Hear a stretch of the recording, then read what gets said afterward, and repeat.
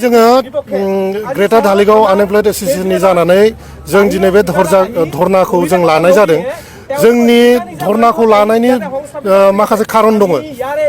बे नैबे धालिगाव एरियानि खाथिनि जोंनि जेसेबां सुबुंफोर दं, जेसेबां गामिफोर दं, बे गामियाव जे जोङो नैबे धालिगावआव जे साख्रि मोननांगौ, जोङो केजुवेल लेबार माने 4 ग्रेडआव जोङो जे साख्रि मोननांगौ, जोङो बाहेरनिफ्राय कम्पानि फैनाय कम्पानिफोराव जे जोङो जोंनि बे सेंग्रा सिख्लाफोरा बाहाय साख्रि मोननांगौ, नैबेफोरखौ लानानै जोङो धरनाखौ होनाय जादों। दिनै नुनो मोनो जे बाहेरनिफ्राय कन्ट्रेक्टर्सफोर, बाहेरनिफ्राय कम्पानिफोर फैयो, बिसोर गावनि जायगानिफ्राय लेबार लाबोयो, सुबुंफोर लाबोयो।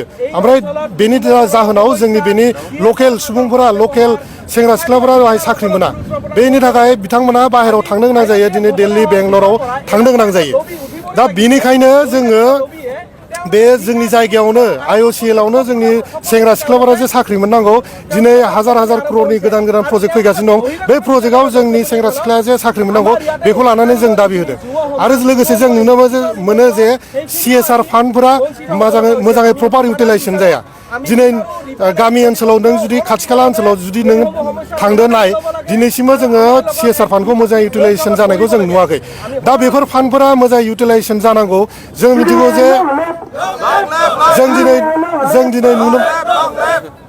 जों दिनै नुनो मोनो जे CSR फान्डा मोनसे गभर्नमेन्ट अफ इन्डियानि रुल मथे जे जिखिनि प्राइभेट सेक्टर, पाब्लिक सेक्टर जिखिनि बिसोरनिया 5 क्ररनि उनाव गोजौआव जुदि टार्नअभार जायोबा बिथांमोना प्रफिटनि 2% बिथांमोना CSR फान्डआव बाहायनांगौ, रायजोनि डेभेलपमेन्टनि उन्नतिनि थाखाय। खिन्थु जोङो CSR फान्डखौ जोंनि जायगायाव बाहायालाबासिनो गुबुन जायगायावसो बाहायगासिनो दं।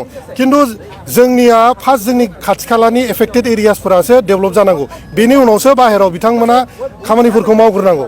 दा बे दाबिखौ लानानै जोङो दिनै आन्दलन खालामनाय जादों।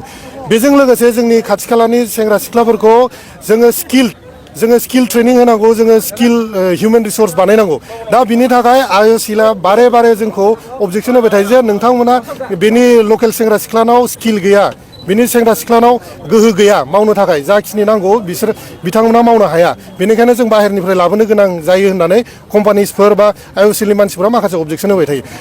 बे खोथाखौनो लानानै जों दिनै बुंनो सानो जोंनि ग्रेटार धालिगाव आनएमप्लयड एसोसिएशननिफ्राय जे दिनै IOCL बिथांमोना जोंखौ नैबे इनफ्रास्ट्राक्चारखौ बानायनानै होथारनांगौ। स्किल डेभेलपमेन्टखौ डेभेलपमेन्ट खालामनायनि थाखाय जोंनो माखासे अनुस्थानफोरखौ बानायना होनांगौ। जोंनि बे दाबि, जोंखौ स्किल 2-3 मास जोंखौ ट्रेनिं हो, बिनि उनाव नोंसोर जोंखौ साख्रियाव लानो हायो ना हाया, जोंखौ इन्टारभिउ ला, बिनि उनाव जोंखौ नोंसोर थिसन, जोंखौ डाइरेक्टलि ओरैनो अबजेक्सन खालामनानै जोंखौ रिजेक्ट दा खालाम। बेनि थाखायनो दिनै जे बे धरनाखौ लानाय जादों। ओमफ्राय जों दाबि, जों माखासे जेंनाफोरखौ जोङो आनएमप्लयडनि जेंनाफोरखौ जों सुस्रांनो थाखाय जोङो आखायाव लादों। जों बे संगठना फैगौ दिनफोराव जों हाबाफारि मावलांगोन। बेनि लोगोसे आरो आं माखासे दाबिखौ नोंथांमोनखौ बुंनो सानो जे मेडिकेल फेसिलिटिस, बेनिफ्राय जा पलिउसन जायो, दिनै नों थुनिया दैमाया जा पलिउसन जायो, ओमफ्राय नैबे एयार पलिउसन जिखिनि जायो, नोंगौ 100% पलिउसनखौ बिथांमोना चेक खालामनो हाया, हमथानो हाया। खिन्थु बेनि थाखाय जाय एफेक्टेड जायो, बेनि थाखायथ' मेडिकेलि जोङो अनेक मानसियानो बेमार आजार जायो। दा बेमार आजार जानायनि थाखाय बिथांमोना जोंखौ मेडिकेल फेसिलिटिस माखासे बानायना होनांगौ जोंनि खाथि खाला ओनसोलाव। एम्बुलेन्सबो होनांगौ बिथांमोना, जोंखौ अबेबा प्राइभेट हस्पिटाल बा सरकारि हस्पिटालाव टाइ आप खालामना होनांगौ, जोंनो कनसेसन होनांगौ, डिसकाउन्ट होनांगौ माखासे रगफोराव नैबे एरियायाव। बे जाबाय। आरो लोगोसे आं नोंथांमोनखौ बुंनो सानो, नोंथांमोननि थ्रुयै जोंनि IOCLनि बिथांमोनखौ बुंनो सानो जे नोंथांमोनाथ' खेला गेलेयो, नोंथांमोननि जेरै जोंना पाब्लिक सेक्टरना मोनसे टिम दं, स्पर्ट्सनि टीम दं जेरै भलिबल टीम दं फुटबल टीम दं अलिम्पिकनि माखासे जा गेम्स दं बेफोरनि नोंथांमोना टीम दं नोंथांमोना अल ओभार इन्डियाआव नोंथांमोना रिप्रेजेन्ट खालामो थिग बिदिनो नैबे खाथि खाला ओनसोलावबोथ' जोंनि सेंग्रा सिख्लाया खेला गेलेनो थाखाय गोहोथ' दंना दिनै जोङो दिनैसिमबो उन्दैनिफ्राय गेदेर जाबाय दिनैसिमबो स्पर्ट्स इनफ्रास्ट्राक्चारनि सायाव नोंथांमोना दिनैबो खामानि मावाखै खामानि मावनायखौ जों नुवाखै स्पर्ट्स इनफ्रास्ट्राक्चारखौ नोंथांमोना थाबैनो डेभेलप खालामनांगौ जोंनि बे ओनसोलनि सेंग्रा सिख्लाफोरा गेलेनाय मुवा बेसादखौ मोनजोबनांगौ मोननानै जोङो नैबे खेला दुलानिफ्राय नोंथां IOCL मोनजों जड़ित जानानै जे भारतखौ रिप्रेजेन्ट खालामनो हायो बा जोंनि आसाम स्टेटखौ रिप्रेजेन्ट खालामो नोंथांमोननि अर्गानाइजेसनखौ रिप्रेजेन्ट खालामनो हायो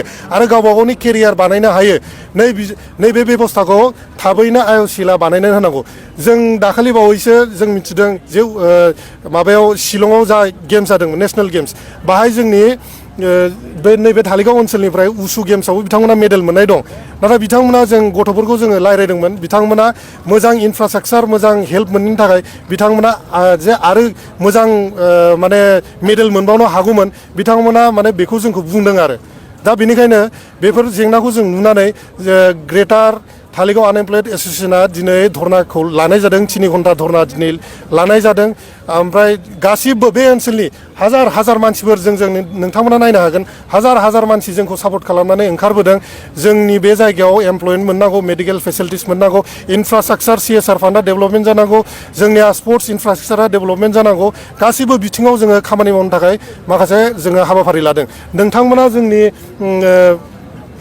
पोस्टारफोराव नुगोन जों मा दाबि लानानै जोङो बे हाबाफारिखौ मावनाय जादों आरो डेमनस्ट्रेसन नोंथांमोना जुदि नोंथांनि दाबिखौ जुदि मावफुङाब्ला नोंथांमोना फैबाय थानाय समाव मा राहा लागोन जों राहा लानाया मोनसेल' जिहेतु जोङो गणतान्त्रिक देश जोङो डेम'क्रेसियाव बिलिभ खालामो आरो जोंबो डेम'क्रेसिनि मोनसे पार्ट जोङो डेम'क्रेसि भाबै नियम निथि पालन खालामनानै जोङो फैगौ दिनफोराव माबोरै जोङो गणतान्त्रिक आन्दलनखौ तीव्र भाबै जों लांनो हायो बेनि सायावनो जों खामानि मावनाय जागोन आरो जेब्लासिमबो जोंनि दाबिया मानिजाया गनायजाया जोङो आन्दलनखौ जोङो स्टप खालामनाय जानाय नङा जों मावलांबाय थागोन जोंनि आन्दलनखौ खालामलांबाय थागोन